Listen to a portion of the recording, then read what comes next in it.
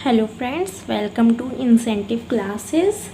और मैं आपकी फ्रेंड आंचल वर्मा आज आई हूँ आपके साथ एक नए टॉपिक के साथ जिसका नाम है पुरापाषाण काल। ठीक है, इसको हम लोग क्या बोलते हैं, पैलेलिथिक पीरियड भी बोलते हैं। ठीक है, तो इसको हम लोग 3 पार्टों में डिवाइड कर सकते हैं सबसे पहले तो। ठीक है, तो वो 3 पार्ट कौन कौन से हैं, पूर्व या निम्न पाषाण काल, मध्य या पुरापाषाण काल, ठीक है, और उच्च पाषाण काल।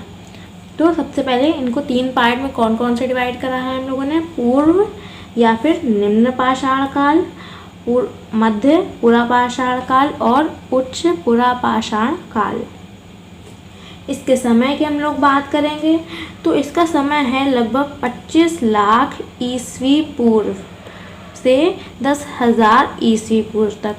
अब आप ही सोचिए कितने समय पहले की बात कर रहे हैं, 25 लाख ईस्वी पूर्व से 10,000 ईस्वी पूर्व तक। इसके हम लोग लक्षणों की बात करेंगे तो इस समय मतलब कि हम लोगों को क्या क्या मिलता है, इस समय के लोगों को हम लोग क्या कहते हैं, इन सब के बारे में। ठीक है, तो वो लक्षण की कैटेगरी में आते हैं।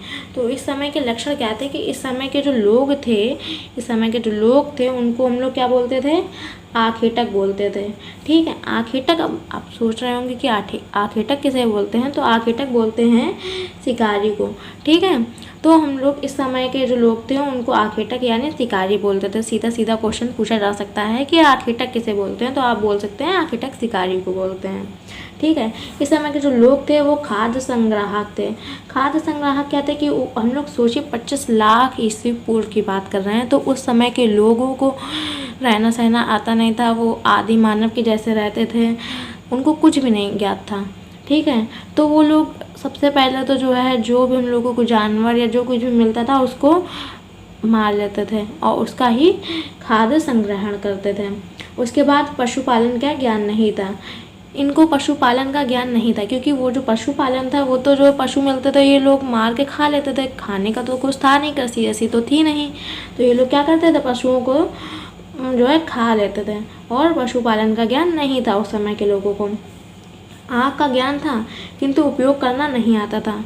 हम लोग 25 लाख ईस्वी पूर्व की बात कर रहे हैं और पूरा पाषाण काल की बात कर रहे हैं, तो इस समय के लोगों को क्या था, आँख का ज्ञान तो था, क्योंकि ये लोग ईंटें पत्थरों के घरों में रहते थे।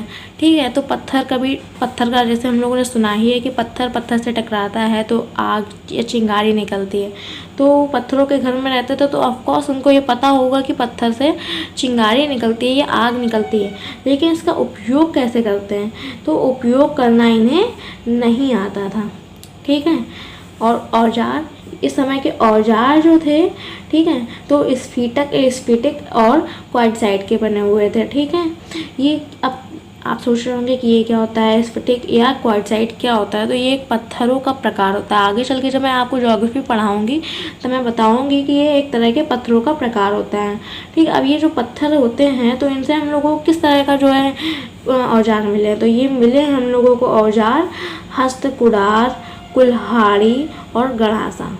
ठीक है, हम लोगों को किस तरह के औजार मिले, हस्त, कुल्हाड़ी या गुड़ासा। ठीक है, गड़ासा, क्योंकि उस समय लोहे का या किसी चीज़ का तो आविष्कार हुआ नहीं था, तो उस समय के जो लोग थे वो पत्थरों का ही औजार बनाते थे। ठीक है, पत्थरों का मतलब कि उसको धार दे के, ठीक है, या उसके कोने या नोक की जगह से ही शिकार करते थे, तभी तो इन लोग पशुपालन नहीं करते थे और जो है पशुओं को मार के खाते थे, मतलब इसी का उपयोग करते थे। ठीक है, उसके बाद स्थल यहाँ पर सबसे ज़्यादा इम्पोर्टेंट है, बहुत पूछा जाता है कि स्थल कि पुरापाषाण काल के कौन से समय के स्थल हैं, कहाँ पर क्या मिलते हैं, और सबसे पहला साक्ष्य कहाँ मिला, और मतलब कि ये दे दिया जाएगा जैसे कि खोपड़ी या कंकाल कहाँ मिला था, तो सबसे पहले ये हम लोग स्थल की बात करेंगे। तो एक जगह है अतिपक्कम। ठीक है, अतिपक्कम एक जगह है, कहाँ पर जगह है ये, तमिलनाडु में। ठीक है, अतिपक्कम एक जगह है तमिलनाडु में। ठीक है, यहाँ पर हम लोगों को पुरापाषाण काल के बारे में साक्ष्य मिलता है। इसकी खोज किसने की थी, जो अभी हम लोगों ने पिछले लेक्चर में अगर आपने देखा होगा तो उसमें हमने बताया था कि सबसे पहले रॉबर्ट ब्रूस वुड ने पुरातात्विक औजार खोजा था। ठीक है, तो उन्हीं के एक मित्र थे, मित्र का नाम था किंग। ठीक है, तो उन्होंने अतिपक्कम में मतलब अतिपक्कम जो कि तमिलनाडु में है, वहाँ पर एक ये ढूंढा था स्थल। उसके बाद हथनौरा। हथनौरा कहाँ पर पड़ता है? ये मध्य प्रदेश में पड़ता है, नर्मदा घाटी के किनारे पड़ता है। ठीक है, तो ये एक स्थल है जहाँ पर हम लोगों को पुरापाषाण काल के बारे में जो है जानकारी प्राप्त होती है। इससे हम लोगों को क्या मिला था? हथनौरा में हम लोगों को मिला था मानव खोपड़ी एवं कंकाल का पहला साक्ष्य मिला था। ठीक है, मानव खोपड़ी एवं कंकाल का हम लोगों को पहला साक्ष्य मिला था। जैसे क्वेश्चन पूछा जा सकता है कि मानव खोपड़ी या फिर कंकाल का पहला साक्ष्य कहाँ मिलता है, तो आप बताएंगे यहाँ पर कि हथनौरा में मिलता है, जो कि कहाँ पर है? मध्य प्रदेश या नर्मदा घाटी। ज़्यादा अच्छे लेवल का क्वेश्चन आएगा तो आपसे पूछा लिया जाएगा कि हथनौरा के बारे में नहीं तो मध्य प्रदेश भी पूछा जा सकता है, या फिर नर्मदा घाटी। ठीक है, कुछ भी आपको दे दिया जा सकता है। फिर भीमबेटका की गुफाएं, ये भी कहाँ पर है? ये भी है मध्य प्रदेश में, नर्मदा घाटी के किनारे। ठीक है, तो इस भीमबेटका की गुफाओं से भी हम लोगों को पुरापाषाण काल के बारे में बहुत सारी जानकारी प्राप्त होती हैं। ठीक है, इस गुफा में चित्रकारी की गई है। इस गुफा में क्या किया गया है? चित्रकारी की गई है। ठीक है, तो ये इसी में प्राचीनतम साक्ष्य मिलते हैं हम लोगों को। ठीक है, अब जो ये चित्रकारी की गई है, ये हम पुरापाषाण काल में, मध्य पाषाण काल में, नवपाषाण काल में, तीनों युगों में। ठीक है, तो यहाँ पर चित्रकारी के साक्ष्य मिलते हैं। तो इसीलिए ये गुफा बहुत ही इम्पॉर्टेंट है। इसका नाम है भीमबेटका की गुफा। ठीक है, यूनेस्को जो कि संस्था है हम लोगों को सुरक्षित रखने की पुरानी चीज़ों को। ठीक है, तो यूनेस्को ने भीमबेटका की गुफाओं को भी जो शामिल किया यूनेस्को की श्रेणी में। उसके बाद यूपी में हम लोगों को कहाँ कहाँ पर पुरापाषाण काल के साक्ष्य मिलते हैं, तो यूपी के मिर्ज़ापुर में हम लोगों को औजार मिलते हैं। ठीक है, तो यहाँ पर औजार जो मिलते हैं वो भी पुरापाषाण काल, मध्यपाषाण काल और नवपाषाण काल, तीनों जो है काल के औजार हम लोगों को मिलते हैं। उसके बाद हम लोग बात करेंगे कि बेलन नदी घाटी में अस्थि निर्मित माता देवी की मूर्ति मिली है। ये बहुत इम्पॉर्टेंट है कि सबसे पहले माता देवी की मूर्ति, मतलब कि मूर्ति से संबंधित जो है कहाँ पर साक्ष्य मिलते हैं, तो ये मिलते हैं यूपी के मिर्ज़ापुर के बेलन नदी घाटी पे। ठीक है, तो इसको याद रखिएगा। इसके बाद आता है कि मध्यपाषाण काल। ठीक है, मध्यपाषाण काल आता है, इसको हम लोग क्या बोलते हैं? Mesolithic period. इसको हम लोग मेसोलिथिक पीरियड भी बोलते हैं। ठीक है, सबसे पहले इसकी खोज 1867 में जो पुरातत्वविद विद्वान थे C.L. कर्लाइन, ठीक है, इन्होंने की थी। क्या नाम है? C.L. कर्लाइन, इनका नाम इम्पॉर्टेंट है, आप याद रखिएगा। ठीक है, इनके ये समय कौन सा है मध्यपाषाण काल का? तो है 10,000 ईस्वी पूर्व से 4,000 ईस्वी पूर्व तक। ठीक है, 10,000 ईस्वी पूर्व से 4,000 ईस्वी पूर्व तक। ठीक है, ये कौन सा काल लग जाता है? मध्यपाषाण काल। ठीक है, इस समय के लक्षण क्या क्या हैं? तो पशुपालन की शुरुआत, इस समय में पशुपालन की शुरुआत होने लगी थी। ठीक है, पशुपालन के समय में शुरुआत होने लगी। पहले पशुपालन की शुरुआत नहीं होती थी पुरापाषाण काल में, लेकिन इस काल में होने लगी। सबसे पहला जो पशु है जिसको पाला गया है वो कुत्ता था। ठीक है, मानव ने या आदि मानव ने जो सबसे पहले जो भी पशु पाला था वो था कुत्ता। उसके बाद औजार की बात करेंगे हम लोग कि जो है औजार, सबसे पहले हम लोगों को मध्यपाषाण काल का औजार कहाँ मिला? तो है माइक्रोलिथिक। ठीक है, यह सूक्ष्म आषाढ़ उपकरण है। ये मतलब कि पहले जो औजार हम लोग होते थे वो पत्थरों के होते थे, उसके बाद ये और भी सूक्ष्म होने लगे। ठीक है, इनका जो जैसे क्वालिटी होती है वो बढ़ गई, अच्छी होने लगी।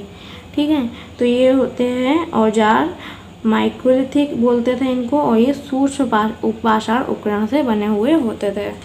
ठीक है, उसके बाद हम लोग स्थल की बात करेंगे कि कहाँ कहाँ से साक्ष्य मिलते हैं हम लोगों को।